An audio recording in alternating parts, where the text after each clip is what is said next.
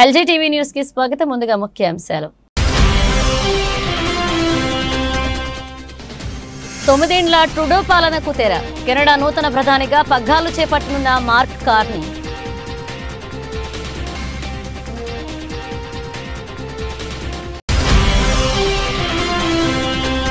ప్రారంభమైన పార్లమెంట్ మళ్లీ విడత బడ్జెట్ సమావేశాలు.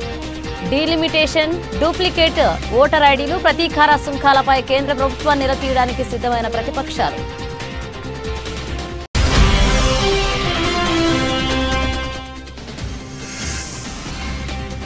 రోదస్లో తొలిసారి వాణిజ్య నిఘా. దక్షిణ అమెరికాను చిత్రీకరించిన భారత శాటిలైట్.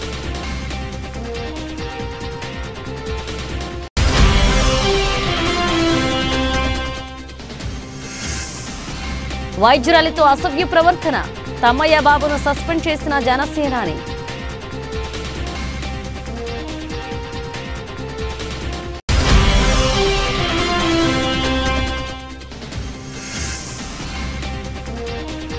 రేపు బీఆర్ఎస్ ఎల్పీ సమావేశం. బడ్జెట్ సమావేశాలపై దిశానిర్దేశం చేయనున్న కేసీఆర్.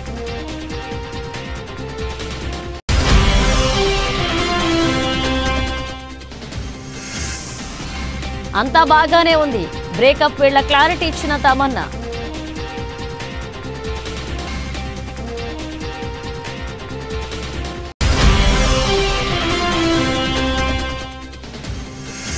ఛాంపియన్స్ ట్రోఫీ ప్రజెంటేషన్ సెరమనీపై వివాదం. విస్మయం వ్యక్తం చేసిన షోయబ్ అఖ్తర్.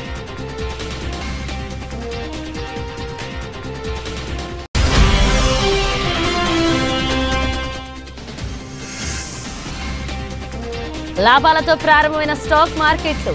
22,600 మార్కు దాటిన Nifty.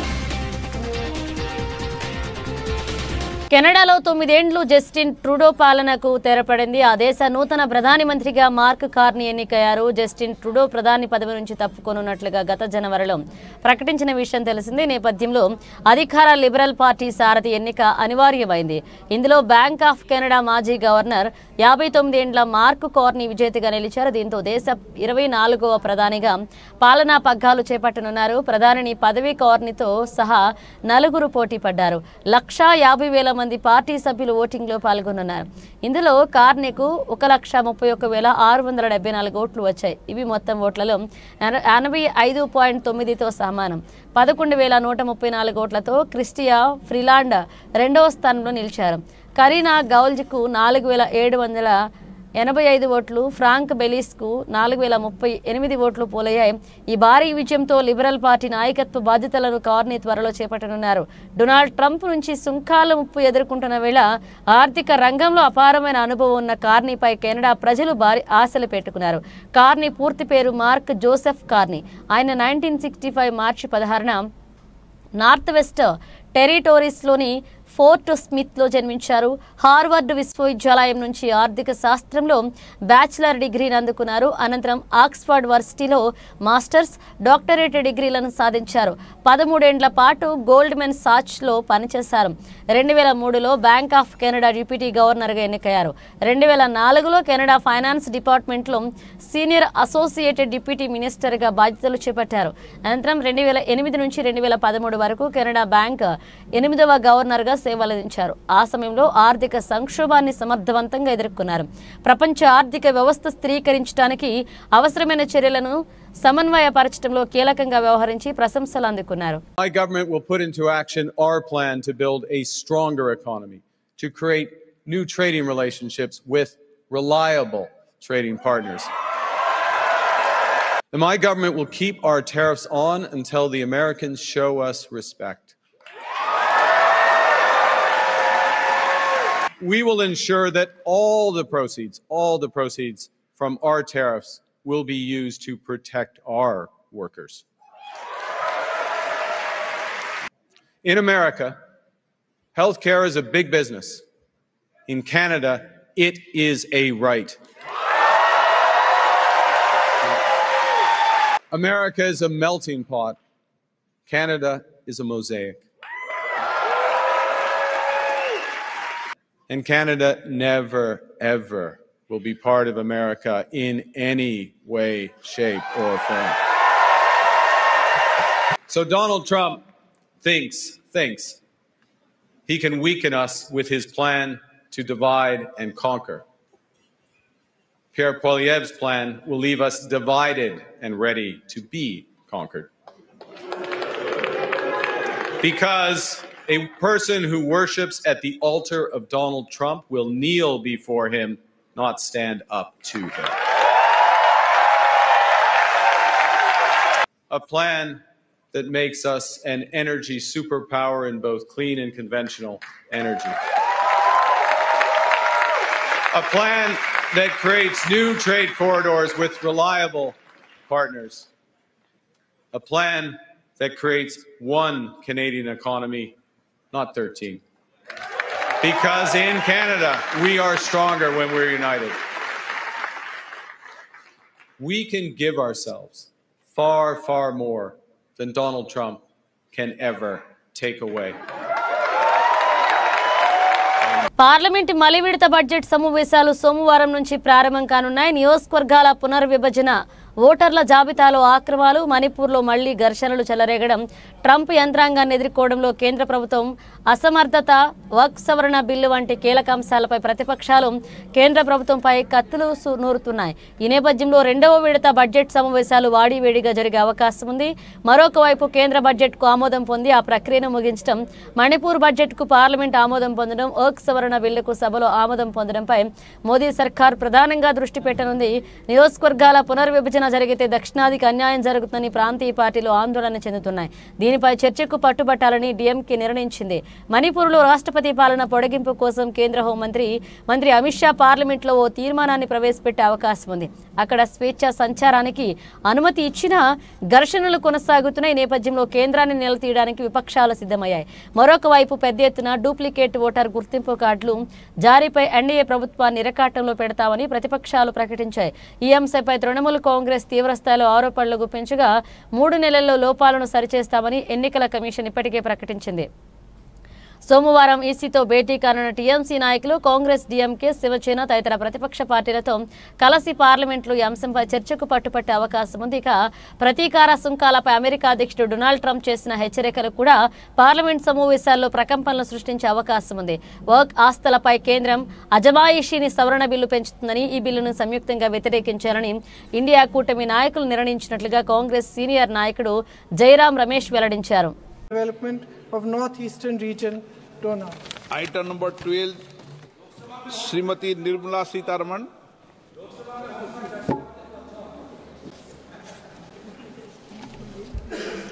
Sir, with your permission, I rise to present a statement, Hindi and English versions, showing supplementary demand for grants, second batch for 24-25.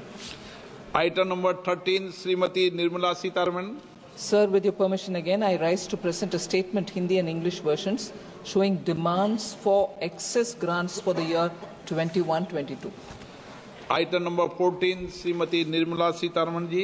Sir, with your permission, I rise again to present a statement, Hindi and English versions of the estimated receipts and expenditure of the state of Manipur for the year 25-26. Item number 15, Srimati Nirmala Sitharaman. Sir, again, I rise to present a statement, Hindi and English version, showing the supplementary demands for grants in respect of the state of Manipur for the year 24-25. ప్రపంచంలోనే మొట్టమొదటి వాణిజ్య అంతరిక్ష నిఘా ఉపగ్రహం కార్యకలాపాలు శనివారం ప్రారంభమయ్యాయి. దీనిని space camera for object tracking అంటారు. ఈ నిఘా ఉపగ్రహం భూకక్షలోకి తిరుగుతూ భూమిపై గల 5 సెంటీమీటర్ల వస్తువును సైతం చిత్రీకరించగలదు. దీనిని భారత స్టార్టప్ దిగంతర జనవరి 14న ఎలన్ మస్క్ కు చెందిన స్పేస్ ఎక్స్ ట్రాన్స్పోర్టర్ 12 రాకెట్ ద్వారా ప్రయోగించింది. ఈ ఉపగ్రహం తన పనిలో భాగంగా మొదట దక్షిణ అమెరికాలోని బ్యూనాస్ ఎయిర్స్ నగరాన్ని చిత్రీకరించింది. తమ శాటిలైట్ పంపిన మొదటి చిత్రం కేవలం సాంకేతిక పరమైన మైలురాయి మాత్రమే కాదు అని, అంతకన్నా ఎక్కువ అని దిగంధర CEO అనిరుద్ శర్మ తెలియజేశారు.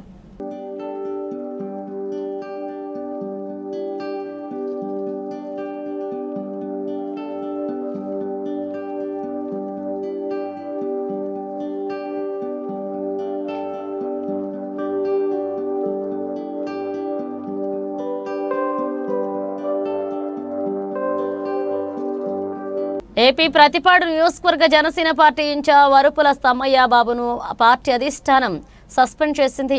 ఉమెన్స్ డే రోజు మహిళా వైద్యురాలతో దురుసుగా ప్రవర్తించినందుకు క్రమశిక్షణా చర్యలు తీసుకుంది. జనసేన పార్టీ వేములపాటు అజయ్ దీనిపై అధికారిక లేఖ విడుదల చేశారు. ప్రతిపాడు సిహెచ్సి ఘటనపై అందిన నివేదికలు వివరణలు పరిగణలోకి తీసుకుని ఈ నిర్ణయం తీసుకున్నట్లుగా తెలిపారు. విధి నిర్వహణలో ఉన్న ప్రతిపాడు సిహెచ్సి వైద్యులు శ్వేత పట్ల అనుచితంగా ప్రవర్తించి దుర్భాషలాడిన ఘటన దురదృష్టకరమని పేర్కొన్నారు. ఉమెన్స్ డే రోజున ప్రతిపాడు జనసేన ఇన్ఛార్జిగా ఉన్న వరుపుల తమ్మయ్య బాబు వీరంగం సృష్టించాడు. ప్రతిపాడు పిహెచ్సికి వెళ్లిన వరుపుల తమ్మయ్య బాబు మహిళా డాక్టర్ సిబ్బందితో దురుసుగా వ్యవహరించాడు. సిహెచ్సి డాక్టర్ రోడ్డు ప్రమాదంలో గాయపడిన వారికి వైద్యం చేస్తుండగా బాధితుల వివరాలు తమ్మయ్య బాబుకు చెప్పాలి అంటూ జనసేన కార్యకర్తలు డాక్టర్కు ఫోన్ ఇచ్చేందుకు ట్రై చేశారు.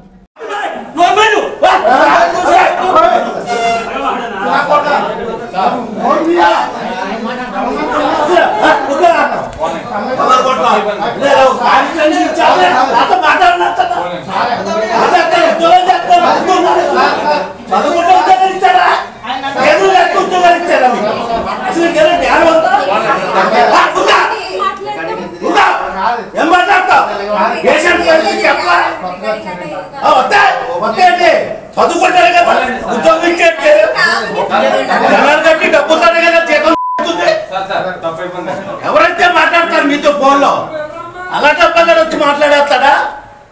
అలా డబ్బగా వచ్చి మాట్లాడతాడా? ఫోన్ మాట్లాడతా రెస్పాండ్ అవ్వద్దా? వరుపుల తమ్మయ్య బాబు క్లియర్ గా చెప్పాడు కూడా నాడు. ఒళ్ళు దగ్గర పెట్టుకుని ఉద్యోగం చేయండి. ఏమైంది? ఎవరు జాయిన్ చేశారు? ఎవరు జాయిన్ చేశారు? రాష్ట్ర బడ్జెట్ సమావేశాలు ప్రారంభం కానున్న నేపథ్యంలో అనుసరించాల్సిన వ్యూహాలపై బీఆర్ఎస్ సన్నద్ధమవుతుంది. ఈ మేరకు పార్టీ అధినేత కేసీఆర్ ఉభయ సభల సభ్యులకు దిశానిర్దేశం చేయనున్నారు.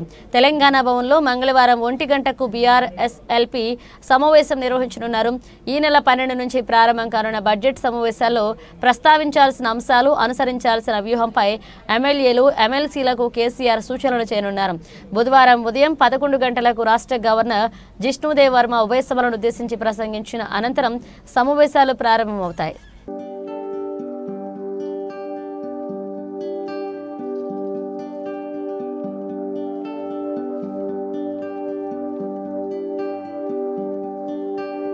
తమన్నా గురించి తెలుగు ప్రేక్షకులకు ప్రత్యేక పరిచయాలు అవసరం లేదు.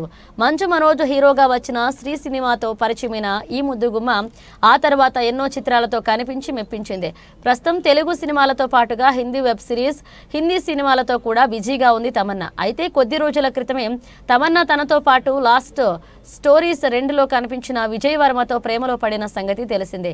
వీరిద్దరూ కొద్ది రోజుల తర్వాత వీరి ప్రేమ సంగతి అధికారికంగా ప్రకటించారు. అంతేకాదు ఎన్నో ఈవెంట్స్లో కలిసిమెలిసి కనిపించారు. ఇంతలోనే ఏమైందో తెలియదు కానీ విజయ్ వర్మ తమన్నా మధ్య కొన్ని అభిప్రాయ భేదాలు రావడం వల్ల వీరిద్దరూ విడిపోయారు అన్న వార్తలు జోరందుకున్నాయి. ఈ క్రమంలో ప్రస్తుతం తమన్నా షేర్ చేసిన ఫోటోలు కాస్త తెగ వైరల్ అవుతూ అందరినీ ఆశ్చర్యపరుస్తున్న షుగర్ స్పేస్ అంత మంచిగానే ఉంది అంటూ క్యాప్షన్ పెట్టి తమన్నా ఫోటోలు షేర్ చేసింది. ఈ ఫోటోలలో Tamannaah black and red dress లో కనిపించి అందరినీ ఆకట్టుకుంది. అయితే బ్రేకప్ వార్తలు వస్తున్న ఈ క్రమంలో అంతా బాగానే ఉంది అని క్యాప్షన్ పెట్టి తమన్నా ఫోటోలు షేర్ చేయడంతో ప్రస్తుతం ఇవి కాస్త వైరల్ అవుతున్నాయి.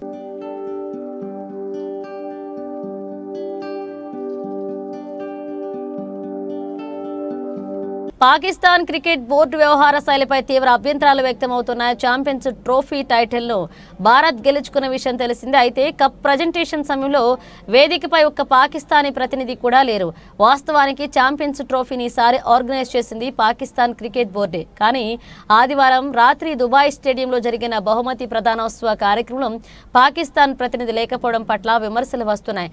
న్యూజిలాండ్పై ఉత్కంఠ భరిత ఫైనల్లో 4 వికెట్ల తేడాతో ఇండియా నెగ్గింది. ఐసీసీ చైర్మన్ జేషా చేతుల మీదుగా కప్ను రోహిత్ సేన అందుకున్నది. అయితే ప్రజెంటేషన్ వేదికపై బీసీసీఐ అధ్యక్షుడు రోజర్ బిన్ని, కార్యదర్శి Devajit Saikia, New Zealand cricket director Roger Twose కూడా పాల్గొన్నారు. కానీ టోర్నీకి ఆతిథ్యం ఇచ్చిన పాకిస్తాన్ ప్రతినిధులు ఎవరూ ప్రజెంటేషన్ సమయంలో లేకపోవడం విస్మయానికి గురిచేసింది. PCB chief operating officer Sumair Ahmed దుబాయ్లోనే ఉన్న ఆయన ఆ కార్యక్రమంలో పాల్గొనలేకపోవడం అనుమానాలు వ్యక్తమవుతున్నాయి. Pakistan cricket board chairman Mohsin Naqvi దుబాయ్కు వెళ్లలేదు. కేంద్ర మంత్రితో అత్యవసర భేటీ వల్ల ఆయన దుబాయ్కు వెళ్లలేదని తెలుస్తోంది. ఇస్లామాబాద్లో జరుగుతున్న పార్లమెంట్ సమావేశాల్లో బిజీగా ఉన్నట్లుగా ఐసీసీకి ఆయన సమాచారం ముందుగానే అందజేశారు. ప్రజెంటేషన్ సమయంలో ఒక పాకిస్తాన్ అధికారి లేకపోవడం పట్ల మాజీ ఫాస్ట్ బౌలర్ షోయబ్ అఖ్తర్ ఆశ్చర్యాన్ని వ్యక్తం చేశారు. స్టేజ్ సెరమనీకి కనీసం ఒక పీసీబీ ప్రతినిధి వెళ్లకపోవడం వెనుక ఉన్న కారణం అర్థం కావడం లేదని షోయబ్ అఖ్తర్ పేర్కొన్నాడు.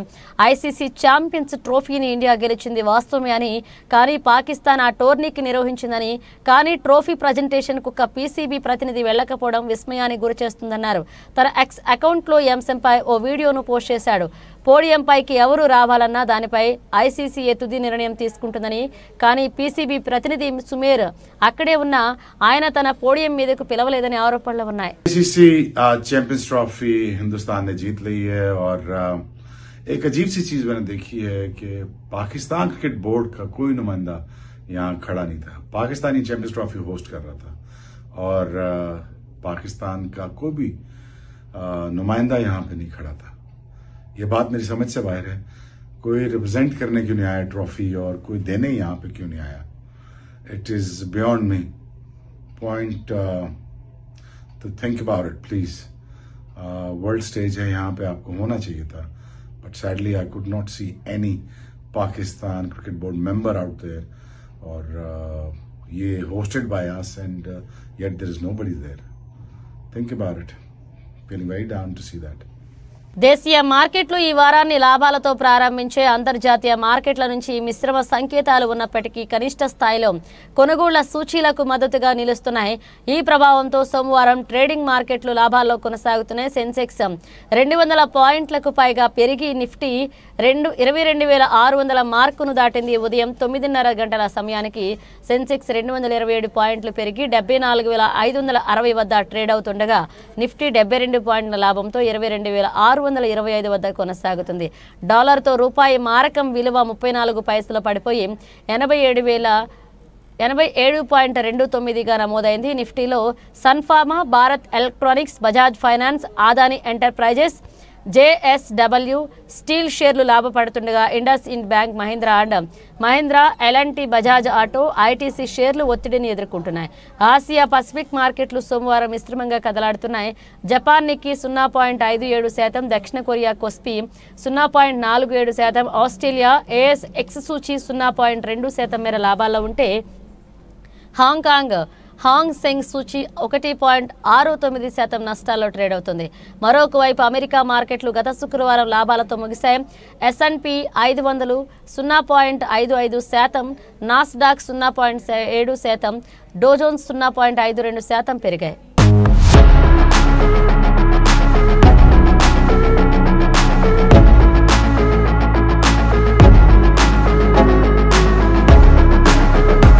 సుమారు 1000 ఎకరాల మేర భద్రాద్రి కొత్తగూడెం జిల్లా పినపాక నియోజకవర్గం బోర్గంపాడు మండలం దోమలవాగు చెరువు ప్రాంతంలో పండిస్తున్న రైతులకు సాగునీటి ఇబ్బందులు ఉన్న నేపథ్యంలో పినపాక ఎమ్మెల్యే పాయం వెంకటేశ్వర్లు నేడు సీతారామ ప్రాజెక్టు కాలువ నుండి టేకుల చెరువు వాగు, దోమల చెరువు ప్రాంతాలకు 75 HP కెపాసిటీ గల మోటార్ల సహాయంతో నీటిని విడుదల చేశారు. ఈ సందర్భంగా ఆయన మాట్లాడుతూ 10 సంవత్సరాల బీఆర్ఎస్ ప్రభుత్వం చేయని పని కాంగ్రెస్ ప్రభుత్వంలో తాను చేయడం చాలా సంతోషంగా ఉందని, 10వ తేదీ చరిత్రలో నిలిచిపోతుందని, తన పూర్వజన్మ సుకృతంగా భావిస్తున్నట్లుగా ఎమ్మెల్యే పాయం వెంకటేశ్వర్లు పేర్కొన్నారు. రైతులకు ఈ నియోజకవర్గాల్లో ఏ ప్రాంతాల్లో అవసరముందో ఆయా ప్రాంతాల్లో సీతారామ ప్రాజెక్టు నీళ్లు అందజేయడానికి తన వంతు కృషి చేస్తానని హామీ ఇచ్చారు.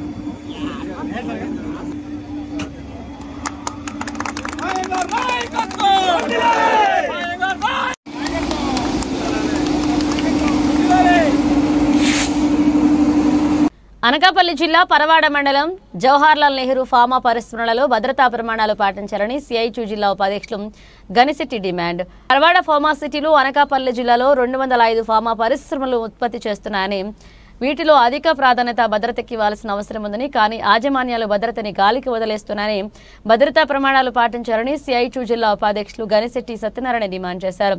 సోమవారం సిఐటియు ఆధ్వర్యంలో ఫార్మాసిటీలో 54వ జాతీయ భద్రతా వారోత్సవాల్లో భాగంగా ర్యాలీ నిర్వహించారు. ఇప్పటికైనా రాష్ట్ర ప్రభుత్వం అన్ని ఫార్మా పరిశ్రమలలో భద్రతా ఆడిట్ నిర్వహించాలని గనిశెట్టి డిమాండ్ చేశారు.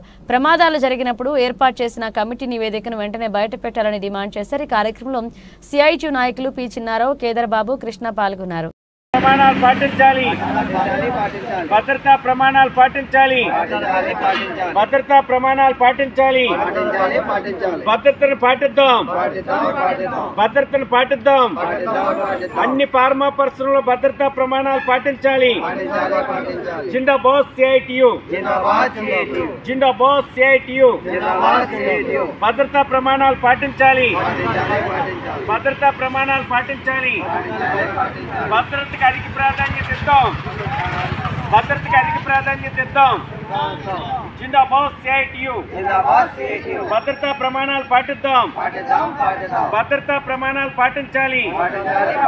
అన్ని పరిశ్రమల్లో భద్రతా పరికరాలు ఇవ్వాలి. అనకాపల్లి జిల్లాలో ఫార్మా పరిశ్రమలు 205 ఫార్మా పరిశ్రమలు చాలా ప్రమాదకరమైనటువంటి రసాయనాలు కలిగినటువంటి ఫార్మా పరిశ్రమలుగా ఉన్నాయి. ఈ ఫార్మా పరిశ్రమలు ఎప్పటికప్పుడే ప్రమాదాలు జరిగేటువంటి అవకాశాలు ఉన్నాయనేటువంటిది గుర్తించారు. అయితే ఈ ఫార్మా పరిశ్రమల్లో ఇప్పుడు 54వ జాతీయ భద్రతా వారోత్సవాలు నిర్వహిస్తూ ఉన్నారు. ఈ సందర్భంగా మేము ఈ రాష్ట్ర ప్రభుత్వాన్ని డిమాండ్ చేస్తూ ఉన్నాం. ఈ 205 ఫార్మా పరిశ్రమల్లోనే ఆడిట్ నిర్వహించండి, భద్రతా ఆడిట్ నిర్వహించండి. కార్మికుల యొక్క భద్రతా, రక్షణ, సంక్షేమం కోసం అధిక ప్రాధాన్యత ఇవ్వండి. ఆ రకంగా చర్యలు చేపట్టకపోవడం వల్ల భద్రతా ప్రమాణాలని, భద్రతని యాజమాన్యాలు గాలికి వదిలేయడం వల్ల వీటిని పర్యవేక్షించవలసినటువంటి ప్రభుత్వ అధికారి యంత్రాంగం ప్రభుత్వం నిమ్మక నీరెత్తినట్లు వ్యవహరించడం వలన ఈ కూటమి ప్రభుత్వం వచ్చిన తర్వాత 25 మంది మృతి చెందారు, 58 మంది వరకు గాయాలకు గురి అయినటువంటి పరిస్థితి. ఇప్పుడే నిన్నే మంత్రి చెప్తా ఉన్నాడు, మాట్లాడుతూ కార్మిక శాఖ మంత్రి వాసంశెట్టి సుభాష్, కేవలం 5 మంది మాత్రమే ఈ కూటమి ప్రభుత్వం వచ్చిన తర్వాత చనిపోయినట్లుగా చెప్తా ఉన్నారు, మరణించినట్లుగా. కానీ మేము ఈ రాష్ట్ర ప్రభుత్వాన్ని చెప్తా ఉన్నాం, ఎసెన్షియా ఫార్మాలో 17 మంది, ఠాగూర్ ల్యాబొరేటరీస్లో కార్మికులు, అలాగే సినర్జీల్లో 4, ఈ రకంగా అనేక మంది కార్మికులు ఇప్పటి వరకు చనిపోయినటువంటి పరిస్థితి. 25 మంది మృతి చెందారు, 58 మంది పైచీలకుగానే గాయాలకు గురైనటువంటి పరిస్థితి. అందుకని భద్రతకి అధిక ప్రాధాన్యత ఇవ్వండి, భద్రతా ప్రమాణాలు పాటించండి. ఆ రకమైనటువంటి చర్యలు చేపట్టడం కోసం రాష్ట్ర ప్రభుత్వం చర్యలు చేపట్టాలని ఈరోజు ర్యాలీ అనేటువంటి మేము భద్రతా వారోత్సవాల్లో భాగంగా ఈరోజు ర్యాలీ నిర్వహించాం.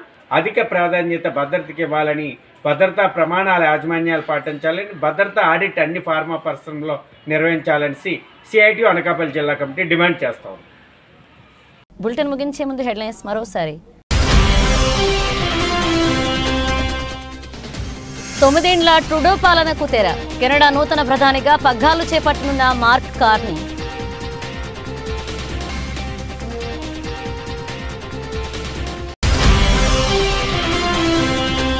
ప్రారంభమైన పార్లమెంట్ మళ్లీ విడత బడ్జెట్ సమావేశాలు.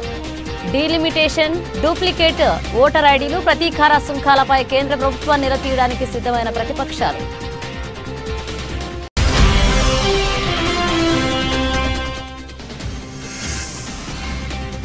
రోదస్లో తొలిసారి వాణిజ్య నిఘా.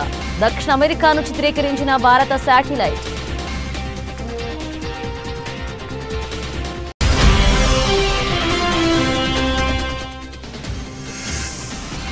వైద్యురాలితో అసభ్య ప్రవర్తన.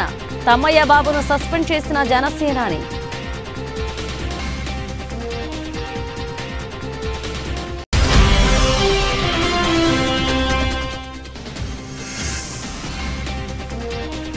రేపు బీఆర్ఎస్ ఎల్పీ సమావేశం. బడ్జెట్ సమావేశాలపై దిశానిర్దేశం చేయనున్న కేసీఆర్.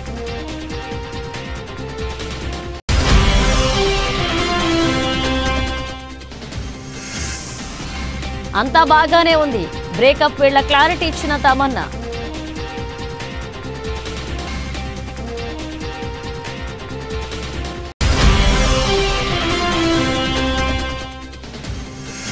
ఛాంపియన్స్ ట్రోఫీ ప్రజెంటేషన్ సెరమనీపై వివాదం. విస్మయం వ్యక్తం చేసిన షోయబ్ అఖ్తర్.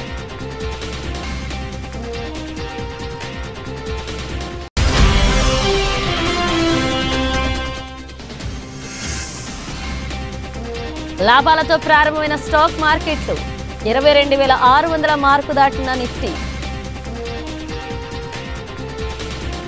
ఇవి బులెటిన్ అప్డేట్స్. మరణ అప్డేట్స్తో మళ్ళీ కలుద్దాం.